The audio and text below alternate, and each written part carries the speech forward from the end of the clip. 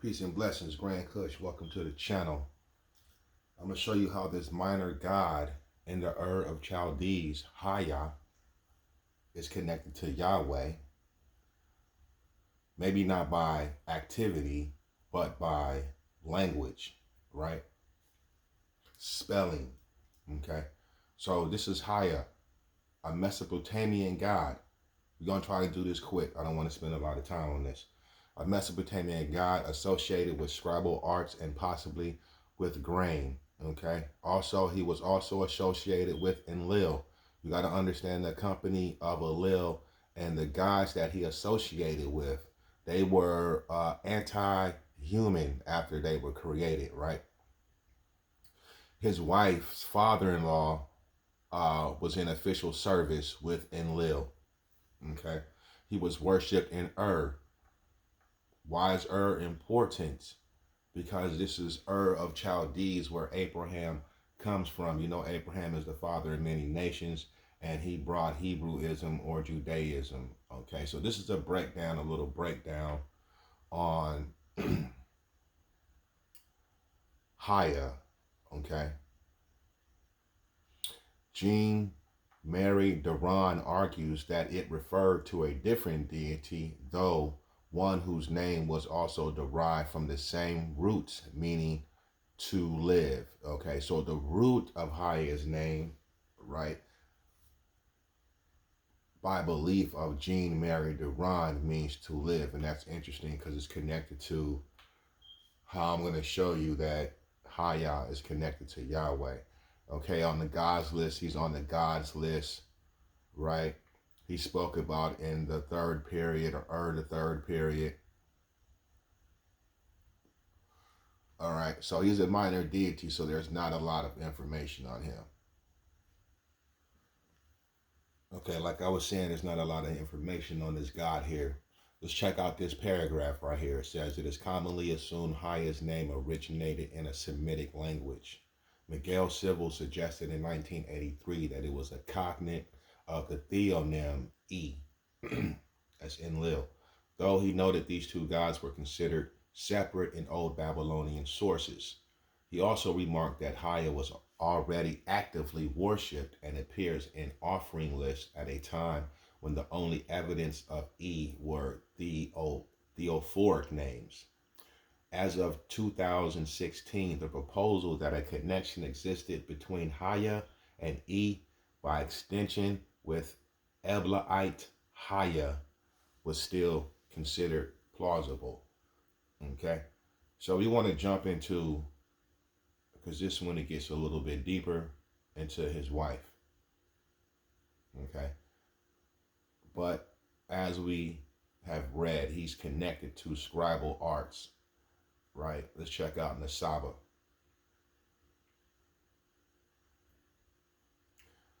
Goddess of writing, accounting, surveying, and grain.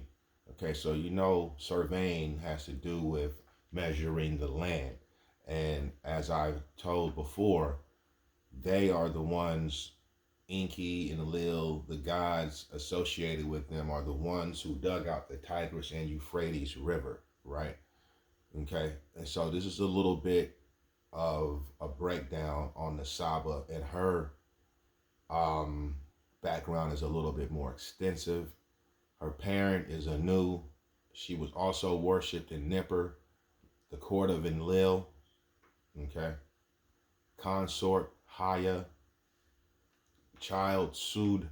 You know, Sud means black. Ninlil. All right, so we want to go down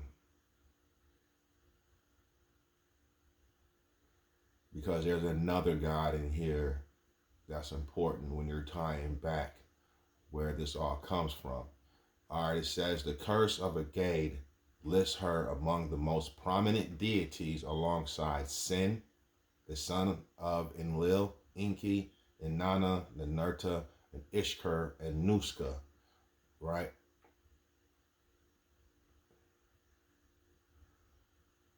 We want to go down and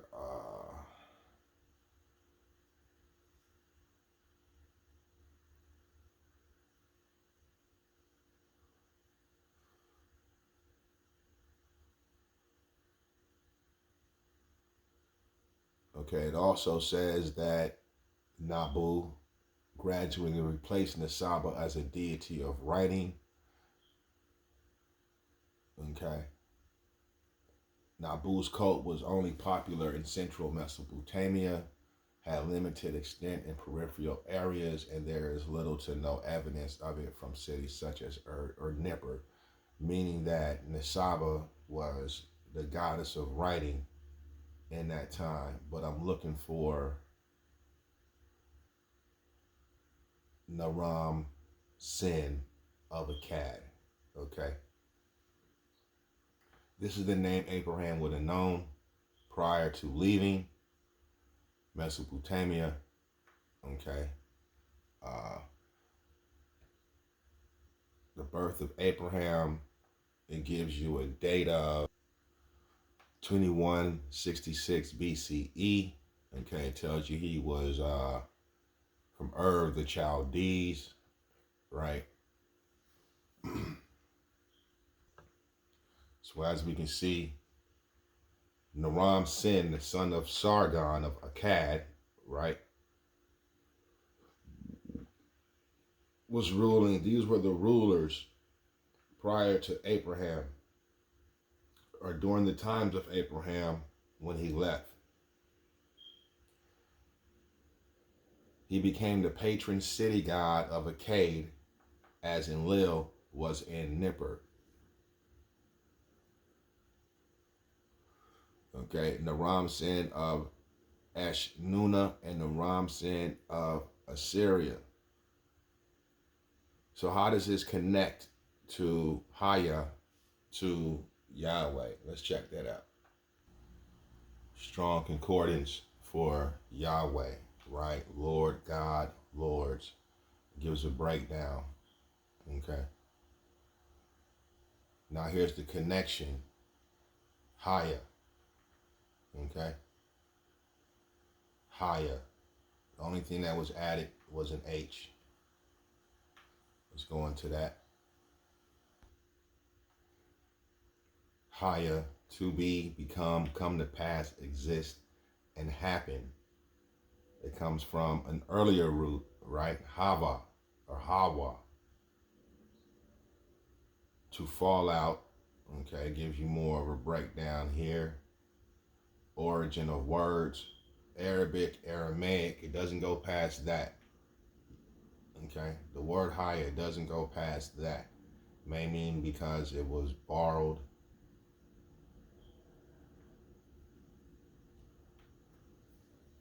Let's go into Haba.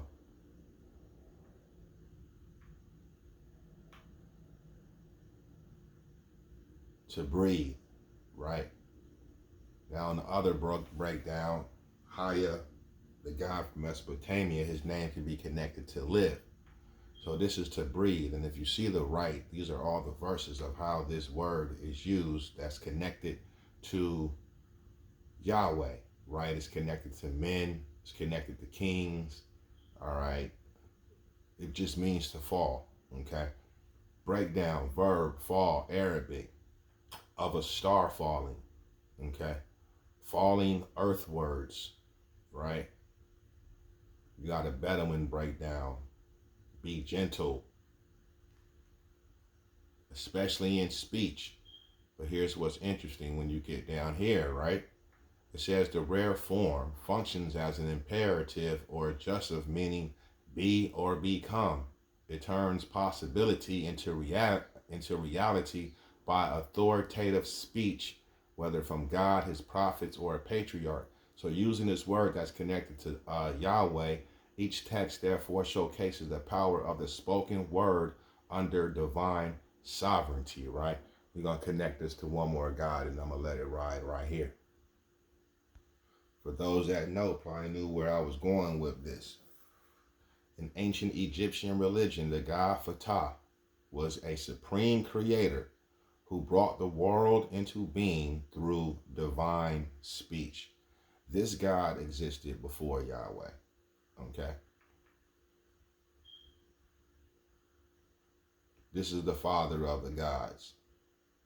In the time that he was being worshipped, the text explains that Ptah the personification of the craft of creation, conceived as ideas in his heart, the ancient Egyptian center of thought and intellect, and then spoke them into existence with his tongue. Intellectual creation. This process elevates creation from a physical act into an intellectual one, emphasizing the divine power of thought and the spoken word, from the invisible to the visible, right? From imagination into reality, creation of other gods. The text claims that Ptah created all the other gods, including the Ennead, the 9 gods, through this same process of thought and speech. The gods were born from the heart and tongue of Ptah, making him the ultimate source of all life.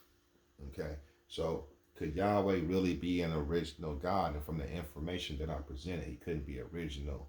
He had to come from older sources. With that being said, this is Grand Kush. I'm out. Like and subscribe if you made it this far.